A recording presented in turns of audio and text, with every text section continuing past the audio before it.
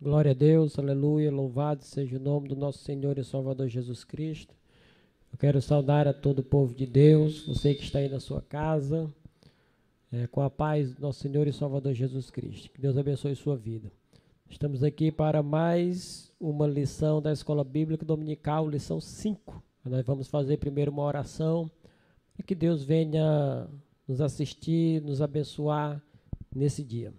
Pai, no nome do nosso Senhor e Salvador Jesus Cristo, nós te louvamos por estarmos aqui, por mais essa oportunidade concedida, Senhor, porque ricas são as oportunidades que o Senhor nos concede, de estarmos aqui para a ministração da Tua Palavra, na Escola Bíblica Dominical, Senhor, na lição de número 5, ensinarmos a Tua Palavra, Senhor. O Senhor, neste dia, venha usar o Teu servo, que vai ministrar a Tua Palavra. Que os corações possam estar receptivos, abertos, prontos para ouvir, aprender e colocar em prática a Tua Palavra. Conduz tudo pelo Teu Espírito Santo, pois é no nome do Senhor Jesus que te pedimos e te agradecemos. Pois bem, lição de número 5, 2 de agosto de 2020, nós temos como o título da lição: Zorobabel recomeça a construção do templo. O texto áureo, ele diz: ao 24º dia do mês, nono, no segundo ano de Dário, veio a palavra do Senhor pelo ministério do profeta Ageu, dizendo: ponde, pois, eu vos rogo, desde o dia em que se fundou o templo do Senhor, ponde o vosso coração nessas coisas. Ageu 2:10, 18. Verdade prática. Sob o poder de Deus, a igreja torna-se imbatível no cumprimento das tarefas que Cristo lhe entregou, sob o poder de Deus. Nós vamos aqui para a leitura bíblica. Se encontra no livro de Esdras, capítulo 5, versículo 1 e 2. Livro do profeta Ageu, capítulo 1, versículo 1, 12. Profeta Zacarias, capítulo 4, versículo 6 ao 10.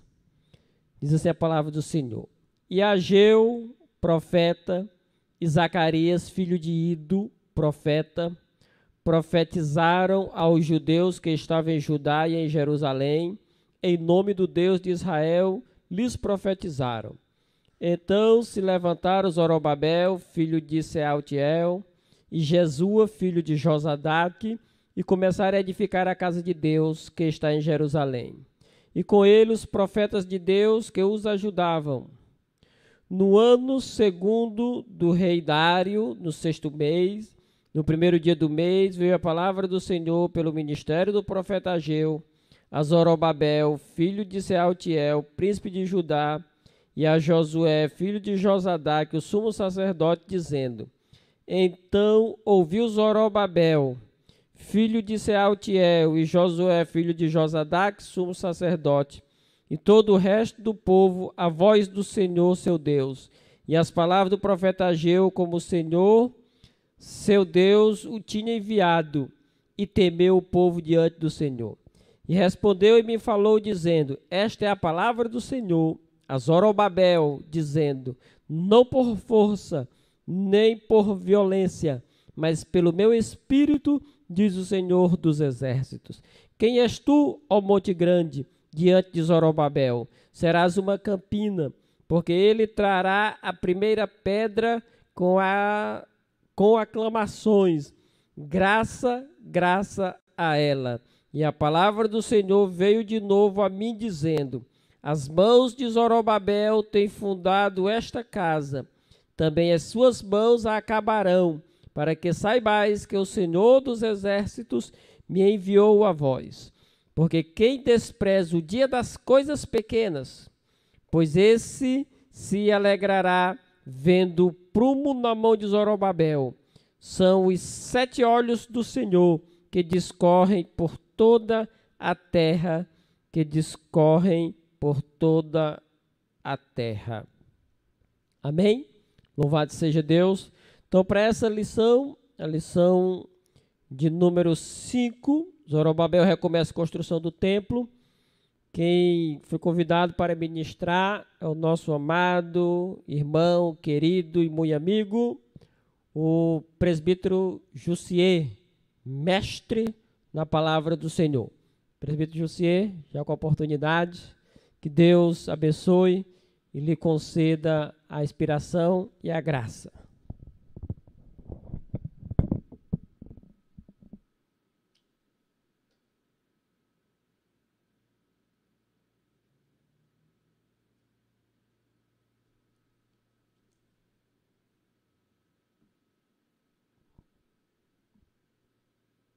Graças, pois, a Deus.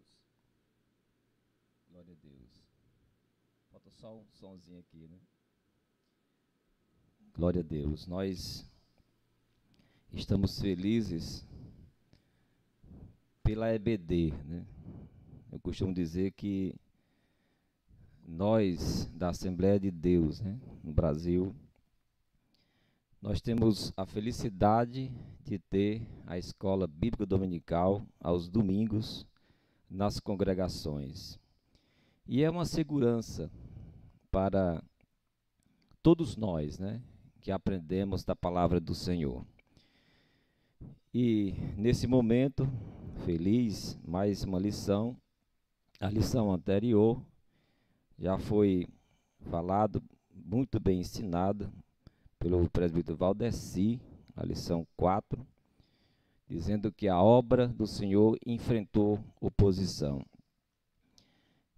E nesse terceiro trimestre da escola dominical, nós estamos estudando uma revista reeditada, né? Uma revista reeditada. Terceiro trimestre, nós estamos aqui com a revista de Eurico, com o comentarista Eurico Bergsten, e eu quero dar aqui um crédito para ele, né?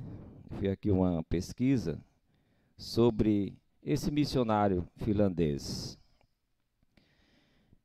O Eurico Bergsten era finlandês, chegou ao Brasil em 1948, escreveu 5 livros, depois reunidos no único volume Teologia Sistemática, em 1999 pela CPAD.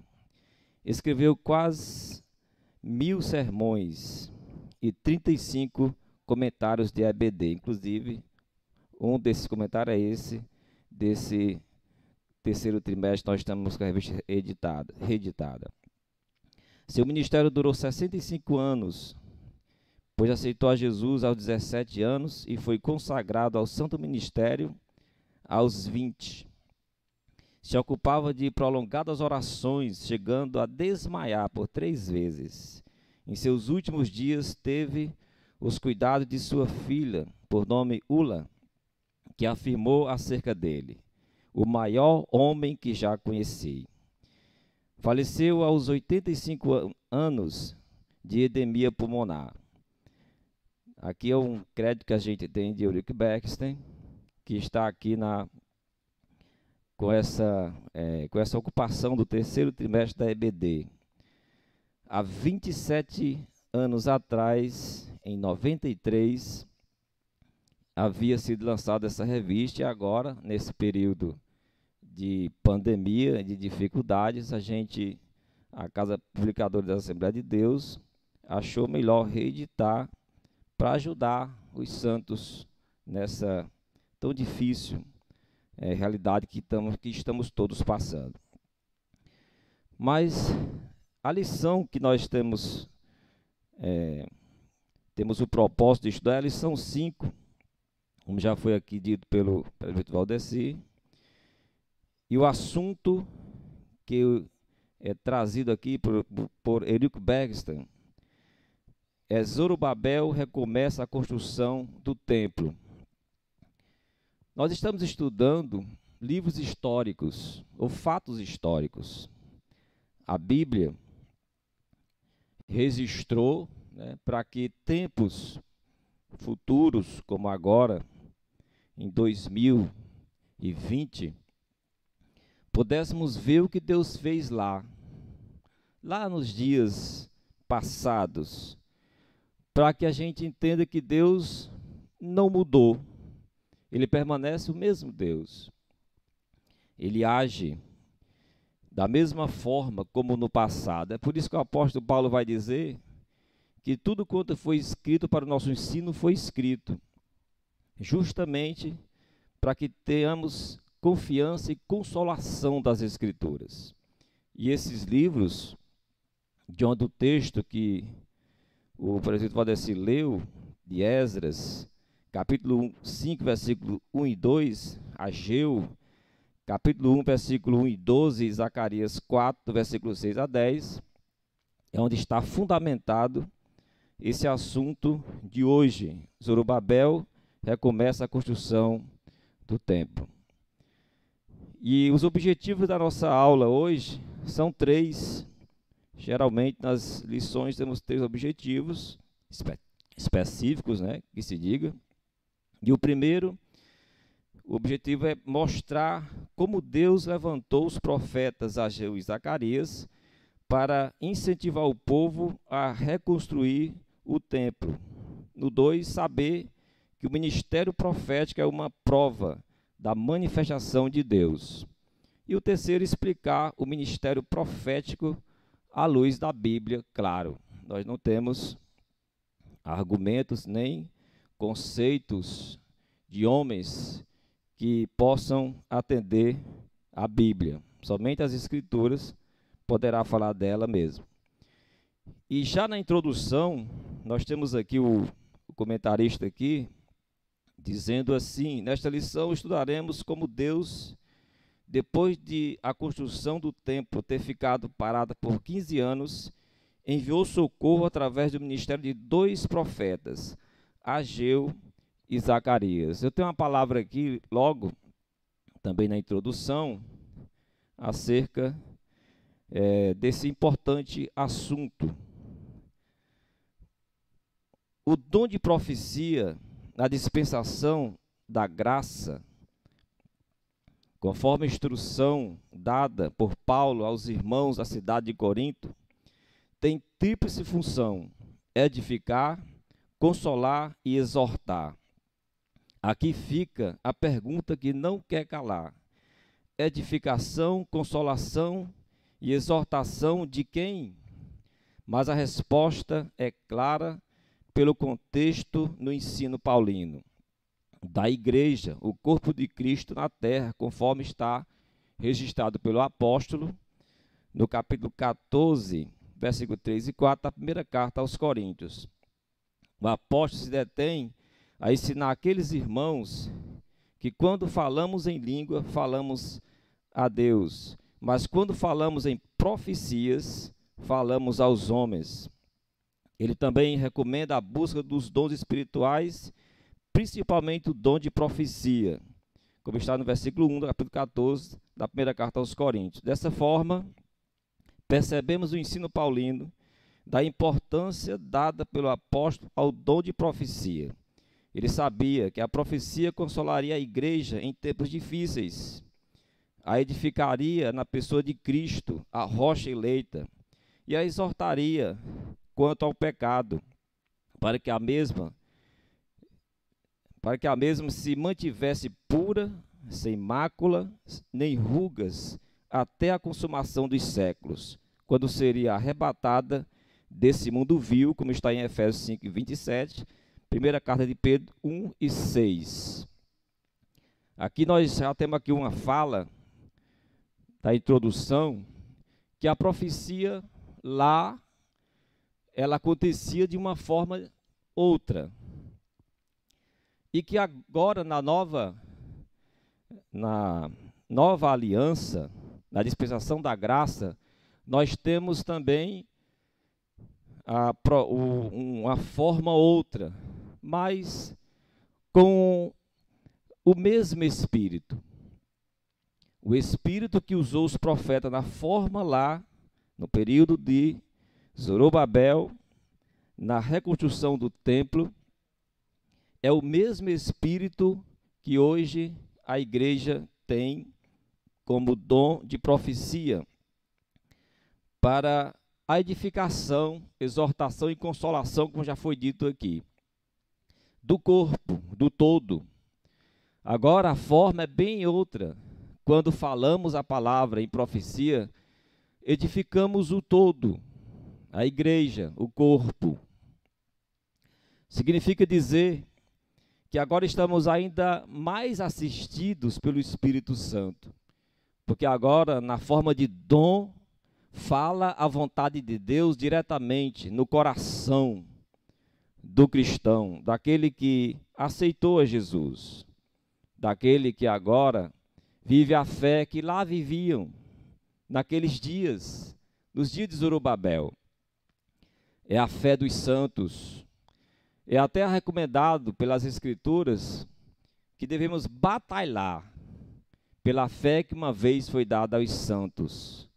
E essa fé é santíssima, porque não é uma fé em coisas, em agoureiros. É a fé em Deus, o Criador, que fez os céus e a terra. É essa fé que a Bíblia manda se ter em Deus. No primeiro ponto, o nosso tempo ele vai correndo rápido e a gente precisa dessa aula inteira, né? Deus suscita os profetas Ageu e Zacarias. Qual era o intuito? Qual era o objetivo de Deus suscitar profetas? E como eu disse, na forma de lá, daqueles dias antes de Cristo, antes da vinda do Senhor Jesus a esse mundo, que mudaria, inclusive, deixaria a história dividida no antes e no depois dele. Depois de Cristo, nós temos a era mais feliz dos homens. É a era em que o Cristo pisou aqui. E ele vai, com as suas palavras, maravilhosamente falando, ele vai dizer o seguinte: viste que foi dito aos antigos, eu, porém, vos digo. O segredo da fé em Jesus é que percebemos que ele está no comando ao ponto de dizer como é que tem que ser a coisa agora. Nós não temos que nos prender a uma coisa passada, mas viver o novo. Ele costuma dizer também nas suas doutrinas, no seu ensinamento do Novo Testamento, que não se pode colocar remendo novo em vestido velho, falando um comparativo de o que passou, é apenas o lembrete que Deus usou pessoas na antiguidade para apontar o perfeito na frente. E ele é o perfeito. Jesus é o Senhor.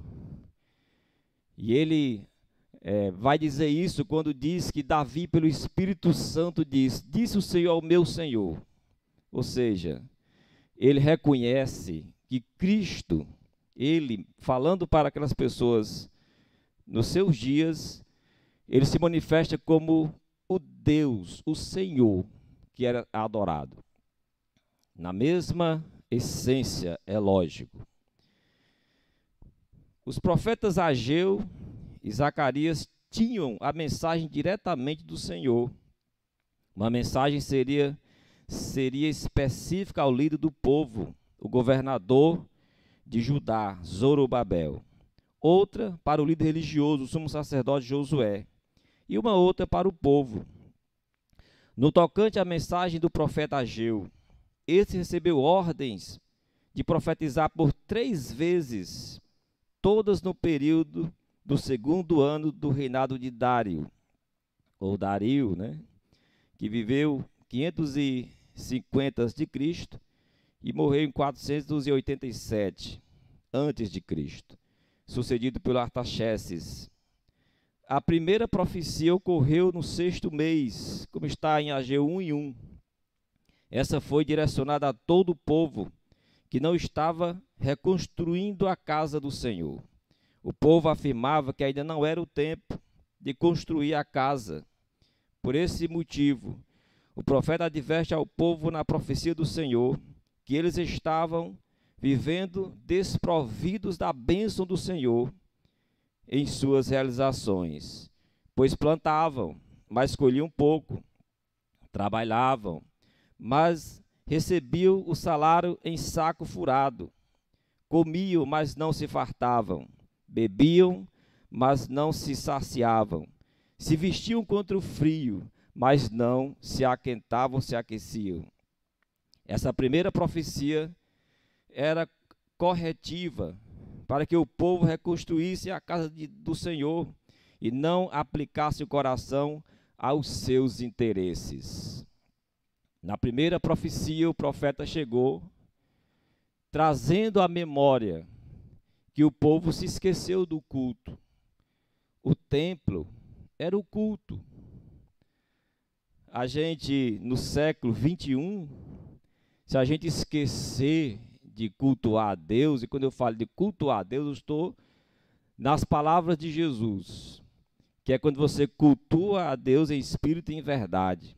Você pode dar muitas desculpas, né? Pode ser que alguém possa dar desculpas, do tipo, eu não posso estar no templo, mas não pode dar desculpas com relação a se dobrar diante de Deus e prestar o seu culto a Deus.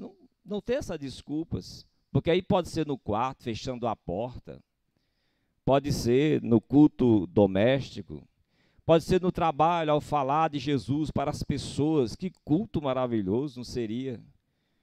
A gente tem até testemunhos, o tempo não dá, mas eu poderia dizer alguma coisa até do trabalho, que a gente vê que Deus vem, né, naquele momento e recebe o culto que se presta a Ele.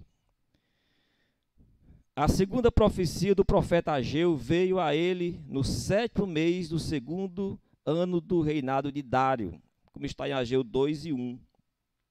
Nessa profecia, o profeta adverte ao governador Zorobabel e ao sumo sacerdote Josué que tivessem ânimo para realizar a obra. Também é feita uma pergunta pelo profeta do Senhor àqueles que ficaram e viram a glória da primeira casa. A sabedoria de Deus responde que a casa que agora Zorobabel estava reconstruindo não chegava a ser nada diante da primeira, mas lhes é assegurado pelo profeta do Senhor que a glória da segunda casa seria maior que a da primeira, como está em Ageu 2, 3 e 9. Aqui na segunda profecia, aqui já no 7º mês, lembre-se, a primeira foi no 6º mês, agora no 7º, agora já vem com outro teor, já vai para a liderança. O Zorobabel, o governador, teria que ouvir essa palavra, ele teria que se encher de ânimo. Lendo lá o livro de Ageu, se percebe que quando ele falou, eles se levantaram para fazer a obra, mas veio o ânimo depois. Mas a gente vê também que o Espírito do Senhor levantou o espírito desses homens para estar à frente. Se você quiser me perguntar se a gente pode se levantar e fazer, eu diria que até para fazer, a gente precisa que Deus nos levante o ânimo nesse particular da nossa vida. Porque quando a gente percebe, o Espírito ele nos dá aquela animosidade para fazer. Mas aí é uma comunicação de Deus diretamente com aquilo que ele tem pressa de fazer. E esses homens foram também despertados pelo Espírito de Deus a fazer. Mas somos humanos, né? Se tem na nossa vida cotidiana dificuldades. E como foi dito na lição passada, ensinada pelo prefeito Valdeci, eles sofreram oposição e pararam a obra. Por uma ordem de um rei até inferior ao édito que foi dado primeiro pelo um rei superior, o imperador da Pérsia, o Ciro. E a gente percebe que quando vem as dificuldades, as pessoas, vamos nos incluir, nós achamos que está tudo perdido, mas não está. Deus só quer que tenhamos ânimo, pronto, para fazer uma grande obra. E Josué tem muita razão quando afirmou para os hebreus porque o Senhor está convosco. Um de vós vencerá a 1000. O general Josué afirmou isso para aqueles israelitas do seu comando, os seus soldados. E no campo espiritual, quantos demônios se levantam, meu Deus, para destruir, para ver nós tombarmos a lona fria da derrota. Mas aí, o Espírito Santo nos anima com ânimo sincero e a gente não fica prostrado diante dos erros, diante até de pecados. A gente se levanta e de novo começa a andar. E uma coisa que a gente aprende na Bíblia é que Deus não tem nenhum prazer na morte do ímpio, mas quer que ele se arrependa. Está bem claro lá no livro de Ezequiel. O ímpio se arrependendo, Deus perdoa ele. Deus não tem prazer na morte de quem vive no pecado. Glórias a Deus. A terceira profecia que veio ao profeta Ageu aconteceu no 9º mês do 2º ano de Dário, ou Dario, né? No capítulo 2, versículo 10. Nessa profecia, o profeta é levado a fazer 2 perguntas aos sacerdotes acerca da lei. A primeira pergunta era para saber dele se alguém conduzindo carne santa, tocar em outras coisas, ficariam santificadas, como está em Ageu 2 e 12. A resposta dos sacerdotes foi unânime: não. A segunda indagação do profeta aos sacerdotes era se o que havia se tornado impuro pelo contato com coisas impuras, se o que ele tocasse ficaria impuro. Ageu 2:13. Também para essa pergunta disseram unânime: sim, ele é impuro, tocando nas coisas impuras, ele será impuro. Ele queria dar uma parábola sobre o que estava acontecendo. O povo estava impuro diante do seu Deus, ofereciam coisas impuras, queriam construir, mas não estavam preparados diante de Deus, queriam colocar pedra sobre pedra, mas o coração estava afastado da pureza, estava afastado do Deus Santo. E nessa parábolazinha que ele fez aqui, dessas perguntas que ele fez, ele arrancou de quem sabia a lei, os sacerdotes, a verdade, para que refletissem e fossem puros diante do seu Deus para fazer a obra. O primeiro a receber a mensagem foi Zorobabel, o responsável pela primeira leva de judeus para Jerusalém. Depois do édito do rei Ciro, para retorno do povo judeu à sua terra, para a reconstrução do templo em Israel, no ano 539 a.C. Zorobabel obedeceu prontamente à voz do Senhor, anunciada pelo profeta Ageu, como está registrado no capítulo 1, versículo 12. Jesua, que também se traduz por Josué, no livro de Esdras 5 e 2, Ageu 1 e 12. Filho de Josadac, servia como sumo sacerdote na obra do Senhor. Interessante a afirmação do texto sagrado. Então se levantaram e começaram a edificar a casa de Deus. Na língua hebraica, Bet Elohim é o que quer dizer casa do Senhor, literalmente. O Senhor havia estado em cabanas por 40 anos no deserto com o povo de Israel. No entanto, no ano 1005 a.C., Salomão inaugurava o templo do Senhor. Israel teve a felicidade de adorar nesse templo por 410 anos, mas veio a pecar contra o Senhor. Por isso, em 587 a.C., Nabucodonosor leva cativo o povo para a sua terra, a Caldeia.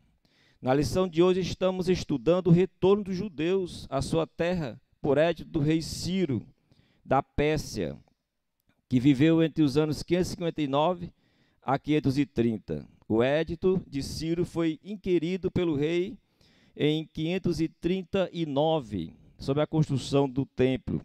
que era a certificação da ordem de Ciro para o povo voltar para Jerusalém. Passaram-se 70 anos lá no cativeiro, mas desde o edito de Ciro poderiam ter voltado à sua terra em sua totalidade. Mas muitos ainda ficaram na terra de seu cativeiro. Os que foram logo que a ordem saiu, levaram também os utensílios da casa do Senhor. Cerca de 50.000 judeus foram para a terra de Israel. Por isso que a missão em Jerusalém era da reconstrução do templo do Senhor, para que seus mais de 5.000 itens do templo voltassem a ser utilizados no culto novamente. Zorobabel concluiu essa grande obra em 16 anos. No ano 515 a.C., ele concluiria. Aqui nós estamos vendo aqui um fato histórico com datas, apesar de a gente ter, né, nos escritos do saudoso pastor Antônio Gilberto, que todas as datas de cronologia bíblica não são exatas, mas aproximadas. São datas que você não pode se afirmar em dizer essa data. Pode dar uma variada. A gente pode estar em outro ano e afirmando ser um ano que não é. Mas as datas aqui, também a arqueologia está também achando, né, documento das suas escavações, e geralmente se percebe ou se encontra alguma coisa sobre esses fatos históricos. E a gente vê que documentos foram encontrados, inclusive, por que chama Ciro II, né, Artaxerxes I? Porque nos documentos que eles encontram, eles colocam esses personagens nesse período da Bíblia. Tem a arqueologia bíblica, que é muito séria, e quando encontram os documentos, estão aí para corroborar, confirmar aquilo que a Bíblia já dizia. Então nós temos aqui um fato histórico nessa lição. Naqueles dias, né, os irmãos construindo, mas o Deus que estava lá com os irmãos exigia deles pureza, coração envolvido, coração aplicado, e não uma coisa se der para fazer. Outrora, o profeta Ageu já dizia na sua primeira profecia que o povo tinha esse jargão nas ruas. Ainda não é o tempo de construir a casa de Deus. Parecia que o povo tinha uma ciência de quando seria isso. Mas Deus intervém na voz dos profetas e a casa é reconstruída. Aqui, como falei aqui, nesse tempo, pouco espaço de tempo. Ele foi concluído em 16 anos. A reação do povo ante a mensagem profética do Senhor foi positivamente, fato que deu aos líderes a certeza da conclusão da obra, nas palavras do Senhor Jesus. Se uma casa, reino ou cidade está dividida contra si mesma, a tendência é não subsistir, como está em Mateus 12, 25. Mas aqueles líderes tinham a união do povo a seu favor, como está no capítulo 1, versículo 12 de Ageu. O povo queria a casa quando ouviu a advertência do profeta de Deus. Esse foi todo o primeiro ponto. Estamos já concluindo. E eu, aqui, irmãos, eu percebo, a gente olha para o passado para entender os dias atuais. Quando a gente vê a mão de Deus lá, inclusive o Neemias, governador, envolvido, né, na construção também de Jerusalém, ele vai dizer uma frase que marcou a minha vida. Ele reúne o povo e desafia o povo, dizendo que deles não comeu nenhum boi, nada pegou deles. Mas tudo que foi feito por ele foi porque a boa mão do Senhor estava sobre ele. A boa mão do Senhor. É o que está faltando em muitas lideranças, a boa mão do Senhor. A boa mão do Senhor faz você prosperar, faz você concluir a obra, como Zorobabel. De Zorobabel, o profeta Ageu ele vai dizer na sua terceira profecia, no mês 9º do segundo ano de Dário, que Zorobabel seria como um anel de selar, ele seria o escolhido, ou seja, ele aplicou o coração. O que falta para concluirmos a obra de Deus? Aplicar o coração. Não é muita coisa, como se diz, é se aplicar o coração. Você vai conseguir fazer a obra de Deus, a exemplo de Zorobabel, Josué e aquele povo, naqueles dias tão difíceis, de Sambalate, né, de Tobias, de Gesem, os samaritanos, acusando os judeus de sedição contra o próprio império, mas Deus estava ali, o Espírito do Senhor estava ali. E o Espírito do Senhor também está na igreja até o fim. No ponto 2, a proposta aqui é o ministério profético, uma prova da manifestação de Deus. Vamos aqui que o nosso tempo está indo. Pode-se dizer que o ministério de profeta no Antigo Testamento era ensinado em escolas de profetas. Está registrado no segundo livro dos Reis, capítulo 2, versículo 3, 4 a 38, versículo 1, capítulo 6, versículo 1. Nessas passagens bíblicas são registradas concentrações de alunos, como que numa escola bíblica. A informação do texto sagrado, ao afirmar, e voltando Eliseu a Gilgal, havia fome naquela terra, e os filhos dos profetas estavam assentados na sua presença. Está no segundo livro dos Reis, 4:38. Indica a existência dessas escolas de profetas. O profeta Samuel teria sido o primeiro a organizar essas escolas. Primeiro livro de Samuel, capítulo 10, versículos 5, 19 e 20, está ali o profeta organizando. Mesmo havendo registros da existência dessas escolas, todavia, não era regra só serem considerados profetas do Senhor os que saíssem delas. Temos o registro do profeta Amós, que afirmou: eu não era profeta, nem filho de profeta, mas boiadeiro e cultivador de sicômoros. Mas o Senhor me tirou de seguir o rebanho, e o Senhor me disse: vai e profetiza ao meu povo Israel, como está registrado no livro de Amós 7, 14 e 15. Essa foi a resposta dada por Amós a Amazias, o sumo sacerdote de Betel, que o acusava de conspirar contra o rei Jeroboão, que reinava em Israel. Amós 7 e 10. Como Amós era contemporâneo dos reis de Israel e Judá, poderia ser que o rei, para quem ele falasse mensagem dura de juízo da parte do Senhor, como nas palavras do sumo sacerdote Amazias, que informava ao rei Jeroboão que o profeta Amós dizia que o Senhor iria matá-lo à espada, Amós 7:11, poderia gerar uma certa desconfiança por parte do rei que recebia a profecia. Poderia ser que o profeta estivesse a favor de um dos reis, então profetizaria contra o outro rei do que não simpatizava. Dessa forma, a única certeza que a palavra vinha da parte do Senhor era se tornasse realidade o que foi dito pelo profeta. Caso contrário, esse profeta não deveria ser temido, como está em Deuteronômio 18, 21 e 22. Essa era a regra.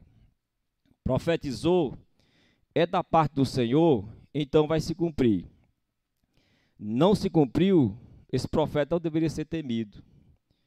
Era no Antigo Testamento dessa forma. Hoje, não temos mais a necessidade de esperarmos que a vontade do Senhor nos seja revelada pelos profetas, como na Antiga Aliança. O que se destaca nas Escrituras do Novo Testamento é a forma usada pelo Senhor, plena e suficiente na manifestação dos dons espirituais, dentre eles o dom de profecia, como está na primeira carta de Coríntios, aos Coríntios 12 e 10. Desde os patriarcas Noé, Abraão e Moisés, até os dias de João Batista, considerado o último a exercer o ministério profético na forma da Antiga Aliança, como está em Mateus 11 e 13. O Espírito Santo vinha sobre esses homens e cumpria a sua vontade. É comum a afirmação que na antiga aliança o Espírito Santo era derramado em apenas 5 classes de pessoas: nos reis, nos patriarcas, nos profetas, nos sacerdotes e nos juízes. Na dispensação da graça, temos a maior maravilha realizada no homem, pois, ao ser assunto ao céu para a direita de Deus, Jesus enviou a promessa do Pai, o derramamento do Espírito Santo, profetizada pelo profeta Joel. O profeta afirmou: e há de ser que depois derramarei o meu Espírito sobre toda a carne, e vossos filhos e vossas filhas profetizarão.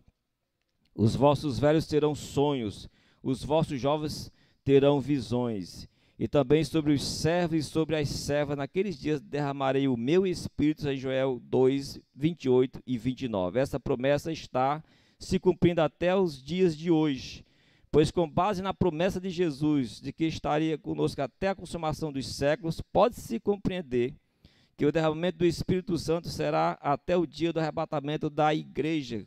Mateus 28 e 20. Os irmãos do século 21 experimentam o derramamento do Espírito Santo da mesma forma que experimentaram os irmãos do primeiro século. Pedro não viu diferença quando presenciou como testemunho ocular o derramamento do Espírito na casa do centurião romano, Atos 10, 47, e também do concílio, lá em Atos 15 e 9. Ele não viu diferença, e aqui a gente tem a certeza.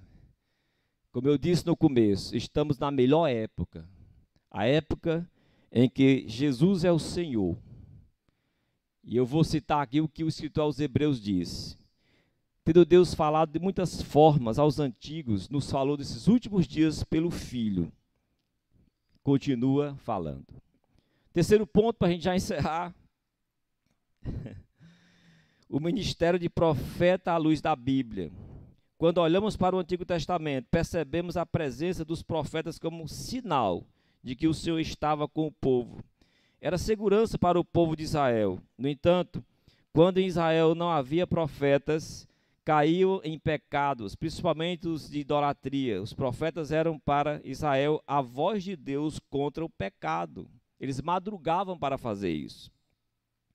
No Novo Testamento, existem os que profetizam por terem o dom de profecia. No entanto, não são profetas como os da antiga aliança. O dom de profecia tem sua finalidade distinta, pois está em função do coletivo, da igreja como um todo. Por essa razão, entendemos a advertência feita por Jesus às 7 cartas à igreja da Ásia Menor. Quem tem ouvidos, ouça o que o Espírito diz às igrejas. Então, Apocalipse 2 e 7. Cristo não diz, ouça o que o profeta diz às igrejas.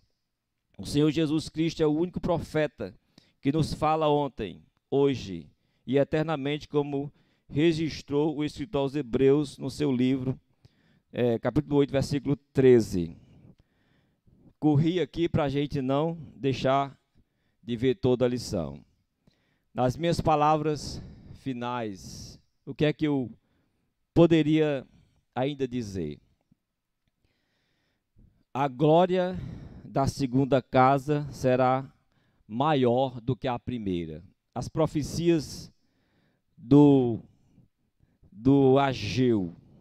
O povo queria ver um templo físico, mas os profetas estavam enxergando lá na frente que Jesus, o Senhor, entraria no templo e ele seria a glória do templo. Ele seria a razão da manifestação da glória de Deus. E o que Paulo vai escrever aos Coríntios aqui, dizendo que a igreja é a casa de Deus, é morada de Deus. Por isso que nos cultos se faz, no linguajar que dizem de nós, tanto barulho. É porque a glória de Deus se manifesta em pessoas simples, humildes, sem cursos teológicos, sem precisar entender grego, hebraico, aramaico, mas entende que Deus o ama, e Deus se chega a ele, e Deus está ali para alegrar todos, e a casa se enche de glória. E é isso que a gente tem que perceber. E a gente, fazendo a obra de Deus, percebe que não se cansa, porque o Espírito do Senhor está atuante na igreja. Que Deus nos abençoe. Eu acredito que o Senhor vai falar nas outras lições, né, que vão ser dessa forma ainda. Não sabemos se ainda vai continuar assim, mas a escola está acontecendo. Ninguém pode dizer que não está tendo a escola dominical. Ela está acontecendo nessa forma, né, online. Né? Nós estamos aqui para fazer a obra do Senhor. Amém.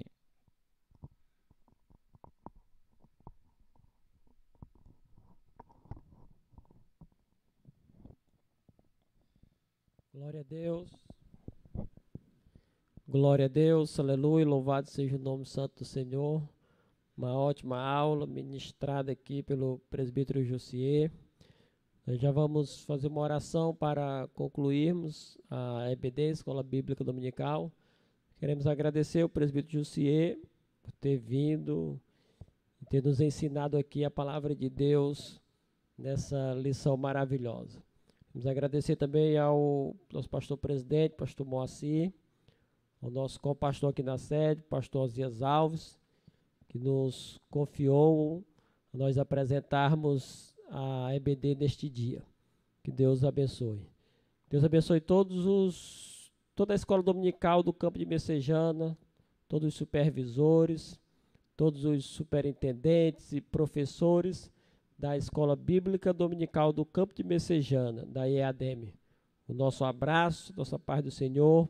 Com certeza, também muitas congregações estão fazendo a EBD online. Que Deus possa abençoar. Como falou nosso professor, a palavra de Deus, ela não deixou de ser ensinada. Ela está sendo ensinada nas doutrinas, agora presencial, mesmo limitado, mas também sendo transmitido aos domingos no culto e à escola bíblica dominical. Deus, ele não tem cessado. A palavra de Deus, ela está aí ecoando dos quatro cantos desta terra. E, como diz a palavra do Senhor, quem tem ouvidos, que ouça a palavra de Deus. Que Deus abençoe sua vida, sua casa, sua família, sua esposa, seu marido, seus filhos, suas filhas. Deus, que a boa mão do Senhor esteja sobre a sua vida, sobre a sua casa, sobre a sua família. Vamos orar, agradecendo ao Senhor por essa oportunidade que Ele tem nos concedido. Pai, no nome do nosso Senhor e Salvador Jesus Cristo, nós te louvamos, engrandecemos o teu nome. Muito obrigado por mais uma oportunidade, Senhor, de ministrarmos a tua palavra. Muito obrigado pela vida do nosso professor, presbítero Jussier, pela vida do pastor Osias, co-pastor, superintendente da EBD do campo de Messejana, pastor presidente, toda a diretoria, toda a igreja, toda a EADM, Pai. Que tua mão poderosa possa abençoar, dando livramento, dando proteção. Que o Senhor possa suprir toda a necessidade do teu povo. Que o Senhor venha como socorro na vida do abatido, que ele possa ser levantado e animado. Que o Senhor venha como cura para o enfermo. Que o Senhor venha responder a oração do aflito, Pai. Como diz a tua palavra, o Senhor habita com o contrito de coração. Meu Deus, tu és bondoso, maravilhoso, cheio de amor, e és, Pai amado, Pai querido, aquele que tem nos assistido e guardado a nossa vida. Continua abençoando o teu povo, continua abençoando a tua obra, continua abençoando a escola bíblica dominical, continua abençoando as famílias da nossa igreja, Pai, da tua igreja, da Igreja Assembleia de Deus do campo de Messejana, de todo o teu povo, dos quatro cantos desta terra, que a tua boa mão esteja sobre todos eles, Pai amado, Pai santo. E assim nós te pedimos a tua bênção, Senhor, e já te agradecemos no nome do nosso Senhor e Salvador Jesus Cristo. Eu ainda quero que você receba a bênção apostólica, que a graça do nosso Senhor e Salvador Jesus Cristo, que o amor de Deus, nosso Pai, que a comunhão e as consolações do Espírito Santo seja sobre você, sobre a sua casa, sobre a sua família, sobre os seus filhos, sobre todo o povo de Deus. Amém.